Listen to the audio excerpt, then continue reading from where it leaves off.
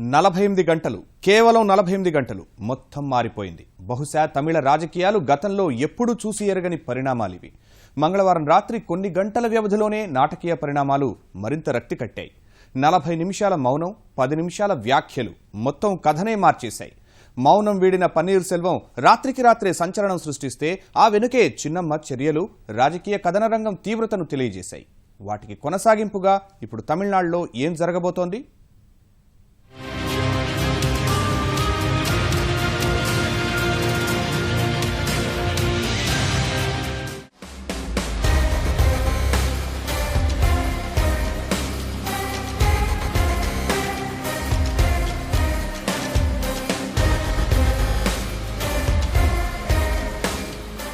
విలక్షణతకు పెట్టింది పేరైన తమిళనాడు రాజకీయాల్లో ప్రస్తుతం జరుగుతున్న పరిణామాలు ఇంకెంతో విలక్షణంగా అనిపిస్తున్నాయి.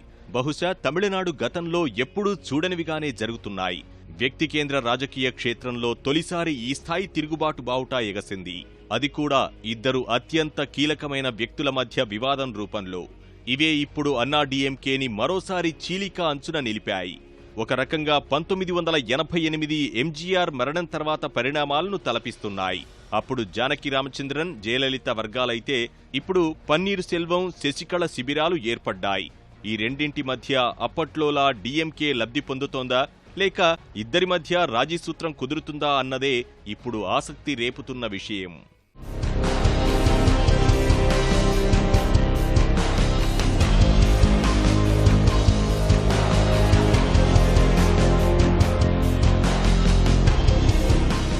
ఎక్కడైనా చుట్టం, మిత్రలాభం కాని అధికారం విషయంలో కాదనేలానే మారిపోయాయి ఇద్దరి మధ్య సమీకరణాలు. ఇరు వర్గాల మధ్య ఎన్నికలకు ముందు టికెట్ల కేటాయింపుల సమయం నుంచే ఉప్పు నిప్పులా ఉన్న సంబంధాలు ఒక్కసారిగా చిటపటమంటూ పేలుతున్నాయి.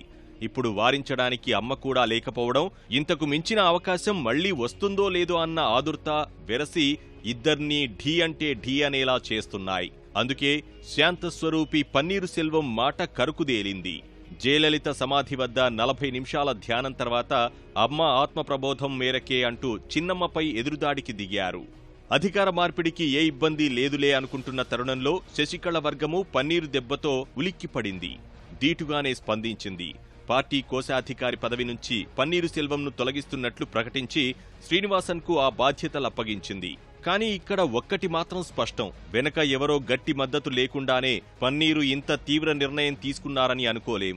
అది నటరాజన్ వర్గం ఆరోపిస్తున్నట్లు కేంద్ర ప్రభుత్వమా, రాష్ట్రంలో విపక్ష డీఎంకే, కాంగ్రెస్లా, లేక మరెవరైనానా అంటే ఎవరైనా కావచ్చు.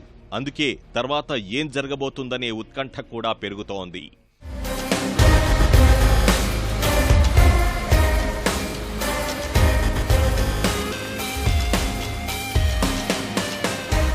తమిళనాడులో ప్రస్తుతం 4 విషయాలు జరగడానికి అవకాశం ఉందని రాజకీయ విశ్లేషకులు అంచనా వేస్తున్నారు. మొదటిది, ఆదాయానికి మించి ఆస్తుల కేసులో సుప్రీంకోర్టు తీర్పు వచ్చే వరకు యథాతథ స్థితి.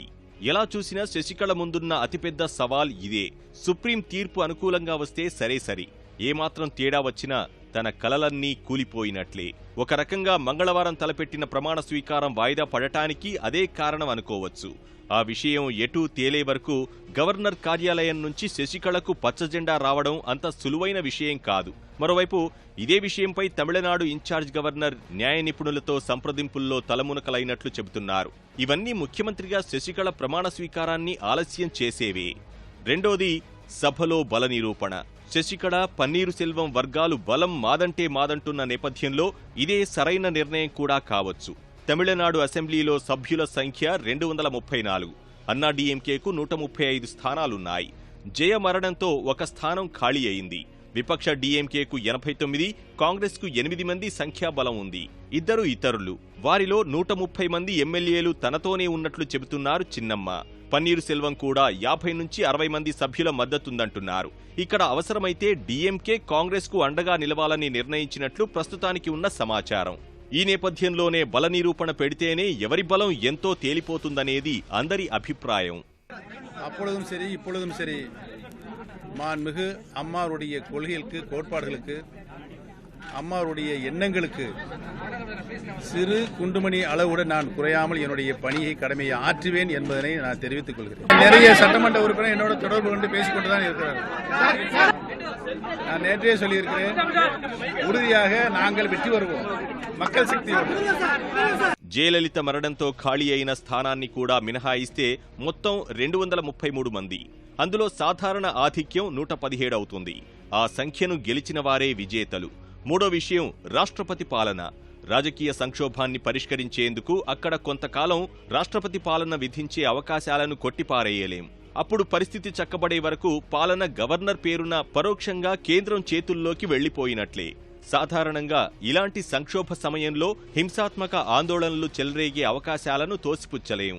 ఆ సంకేతాలు కనిపించడం వల్లనే తమిళనాడు పోలీసులు ఇప్పటికే భద్రత కట్టుదిట్టం చేయడం ప్రారంభించారు.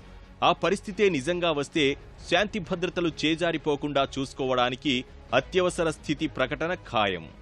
ఇక ఆఖరిగా మిగిలింది మళ్లీ ఎన్నికలు. ప్రతిష్టంభన ఎక్కువ కాలం కొనసాగితే గనక కేంద్రం ముందున్న మరో ప్రత్యామ్నాయం ఇది. తమిళనాట ప్రధాన రాజకీయ పక్షాలుగా ఉన్న అన్నా డీఎంకే, డీఎంకేతో సంప్రదింపులు జరిపి సరే అంటే మళ్లీ ఎన్నికలకు వెళ్లే అవకాశాల్ని కొట్టిపారేయలేం. ప్రజల నిజమైన మద్దతు ఎవరికుందో ఆ ప్రజాక్షేత్రంలో తేల్చుకోవడానికి అదే ఉత్తమం కూడా. కానీ అది అన్ని ప్రయత్నాలు విఫలమైన తర్వాత ఆఖరి అస్త్రం మాత్రమే. ఇందులో శశికళ అయినా నెగ్గొచ్చు, లేదా అన్నా డీఎంకే చీలిక వర్గానికి పీఠం దక్కొచ్చు. వాళ్ళిద్దరినీ కాదని డీఎంకేకు అధికారాన్ని అప్పగించేందుకు బాటలు పడొచ్చు. కానీ ఈ ప్రత్యామ్నాయాల్లో తనకు అనుకూలంగా లేని ఏ ఒక్కటి జరిగినా శశికళ రాజకీయ జీవితానికి పూర్తిగా తలుపులు మూసుకుపోయినట్లే అనేది వేరే చెప్పనక్కర్లేని విషయం.